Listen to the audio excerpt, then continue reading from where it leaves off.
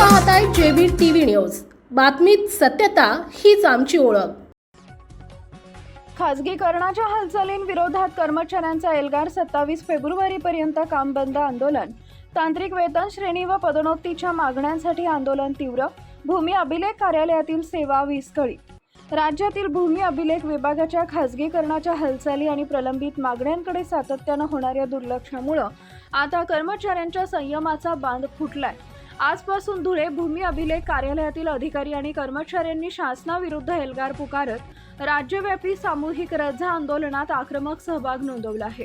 18 फेब्रुवारीपासून सुरू असलेल्या असहकार आंदोलनाचा हा दुसरा आणि निर्णायक टप्पा असून येत्या 27 फेब्रुवारीपर्यंत हे काम बंद आंदोलन धडकणार आहे। बीई सिव्हिल सारखे उच्च तांत्रिक शिक्षण घेतलेल्या कर्मचाऱ्यांना तांत्रिक वेतन श्रेणी लागू करावी।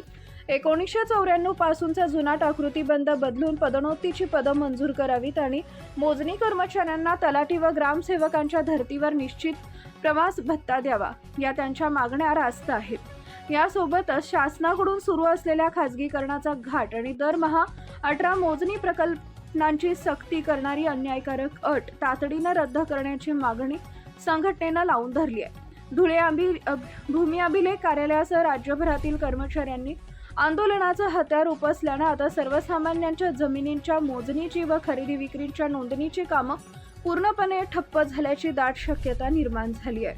मुख्य संपादक जतीन बोरसे। कर्मचारी महाराष्ट्र भूमी अभिलेख कर्मचारी संघटना अंतर्गत भूमी अभिलेख कर्मचारी कृती समिती महाराष्ट्र राज्य यांनी दिनांक 18/2/2026 पासून सनदशीर मार्गाने आंदोलनाचा पुकारा केलेला आहे।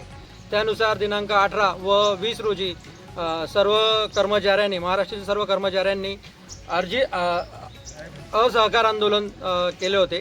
त्याच्यातल्या आंदोलनाचा दुसरा टप्पा आजपासून सुरू होत आहे। दिनांक 23/2/2026 तर दिनांक 27/2/2026 पर्यंत सर्व भूमी अभिलेख महाराष्ट्र राज्य कर्मचारी संघटनेचे कर्मचारी हे अर्जित रजा आंदोलन करत आहेत, सामूहिक अर्जित रजा आंदोलन करीत आहेत। त्यातला आजचा पहिला दिवस आहे। त्यात आज सगळे कर्मचारी सामूहिक रजा आंदोलनात सहभागी झालेले आहेत।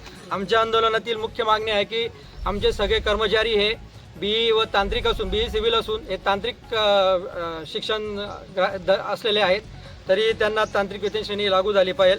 तसेच आमच्याकडे जो आकृतीबंध लागू झालेला आहे तो 1994 पासूनचा आकृतीबंध आहे। त्यात कुठल्याही प्रकारे कर्मचाऱ्यांच्या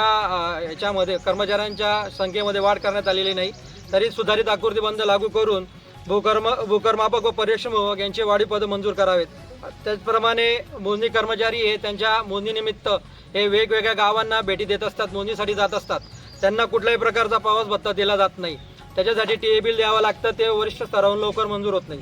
तरी एक प्रकारचा निश्चित जसं तलाठी व आपले ग्रामसेवकांना एक निश्चित प्रवास भत्ता देण्यात येतो, त्या पद्धतीचा प्रवास भत्ता आमच्या कर्मचाऱ्यांना देण्यात यावा ही त्यातली मागणी आहे। तसेच विभागाचा जो खासगीकरणाचा घाट घातला जात आहे सरकारकडनं, तो खासगीकरण रद्द करावं ही आमची मागणी आहे। त्याचप्रमाणे जे 18 मोजणी प्रकरणं अन्यायकारक पद्धतीने आमच्यावर लादले गेलेत, दर महिन्याला 18 मोजणी प्रकरणं करा म्हणून, त्याच्याविरुद्धही आम्ही एल्गार पुकारलेला आहे। आपल्या परिसरातील महत्त्वाच्या बातम्या पाहण्यासाठी आजच आमच्या जेबी टीव्ही न्यूज चॅनलला यूट्यूबवर सबस्क्राईब करा आणि बेल आयकॉन प्रेस करा।